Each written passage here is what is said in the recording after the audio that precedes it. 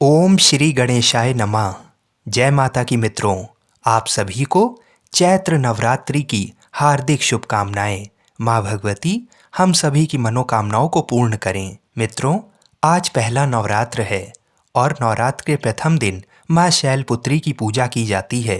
तो आइए माँ शैलपुत्री की कथा और महिमा को जानते हैं। देवी दुर्गा के 9 रूपों में सबसे पहला रूप माँ शैलपुत्री का है। नवरात्रि के पहले दिन माँ शैलपुत्री की पूजा की जाती है। पर्वतराज हिमालय के घर पुत्री के रूप में जन्म लेने के कारण इनका नाम शैलपुत्री रखा गया। कई लोगों को ये नहीं पता होता कि कौन से दिन किस देवी की पूजा करनी है और किस विधान से करनी है। अगर आप माँ दुर्गा के पहले स्वरूप की पूजा पूरे विधि विधान से करते हैं तो आपको मिलने वाला फल दोगुना हो जाएगा। कहा जाता है कि महिलाओं के लिए माँ शैलपुत्री की पूजा काफ़ी शुभ मानी गई है। जानिए शैलपुत्री की पूजा का विधि विधान। नवरात्र में 9 दिन व्रत रहकर माता की पूजा बड़े ही श्रद्धा भाव के साथ की जाती है। ऐसा इसलिए क्योंकि कुछ नवरात्र में से पहला और आखिरी व्रत रखते हैं। जो लोग 9 दिन व्रत नहीं रख पाते वे सिर्फ माता शैलपुत्री का पूजन कर नवरात्रि का फल पा सकते हैं। दुर्गा माता को मातृ शक्ति यानी स्नेह, करुणा और ममता का स्वरूप मानकर पूजा की जाती है। पहले दिन माँ शैलपुत्री की पूजा पूरे विधि विधान से करने के लिए सबसे पहले उस जगह को साफ सुथरा कर लें और उस लकड़ी के एक पाटे पर माँ शैलपुत्री की तस्वीर रखें। उसे शुद्ध जल से साफ करें। कलश स्थापित करने के लिए लकड़ी के पाटे पर लाल कपड़ा बिछाएं। फिर उसमें शुद्ध जल भरें। आम के पत्ते लगाएं और पानी वाला नारियल उस कलश पर रखें। इसके बाद उस कलश पर रोली से स्वास्तिक का निशान बनाएं। अब उस कलश को स्थापित कर दें। नारियल पर कलावा और चुनरी भी बांधें। अब माँ शैलपुत्री को कुमकुम लगाएं, चुनरी उड़ाएं और घी का दीपक जलाएं। अग्यारी में सुपारी, लौंग, घी, प्रसाद इत्यादि का भोग लगाएं।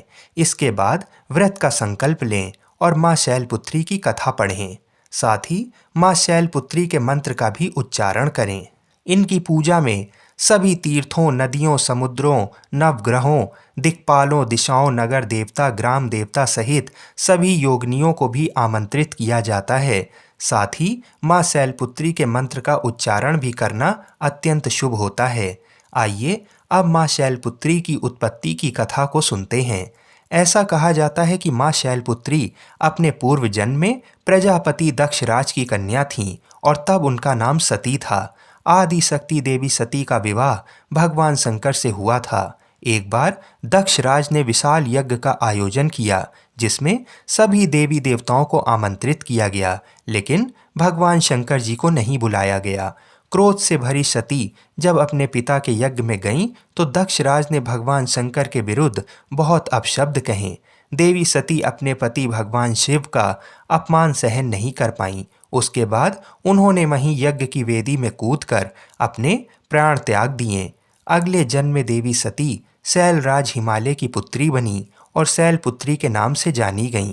जगत कल्याण के लिए इस जन्म में भी उनका विवाह भगवान शंकर से ही हुआ। पार्वती और हेमवती उनके ही अन्य नाम हैं। आदि शक्ति के इस रूप का जन्म शैलपुत्र हिमालय के घर हुआ था। इसी वजह से इनका नाम शैलपुत्री रखा गया। शैलपुत्री नंदी नाम के वृषभ पर सवार होती हैं और इनके दाहिने हाथ में त्रिशूल और बाएं हाथ में कमल का पुष्प है। देवी शैलपुत्री के चरणों में गाय का घी अर्पित करने से भक्तों को आरोग्य का आशीर्वाद मिलता है और उनका मन एवं शरीर दोनों ही निरोगी रहता है। चैत्र नवरात्र के पहले दिन माँ शैलपुत्री की पूजा होती है। माँ शैलपुत्री को अखंड सौभाग्य का प्रतीक माना जाता है। अगर हमारे जीवन में स्थिरता और शक्ति की कमी है तो माँ शैलपुत्री की पूजा जरूर करनी चाहिए। इस प्रथम दिन की उपासना में योगी अपने मन को मूलाधार चक्र में स्थित करते हैं। यहीं से उनकी योग साधना का प्रारंभ होता है। माँ शैलपुत्री बहुत ही जल्दी अपने भक्तों की पूजा से प्रसन्न हो जाती हैं और उनकी सभी मनोकामनाओं को पूर्ण करती हैं। बोलिए माता शैलपुत्री की जय।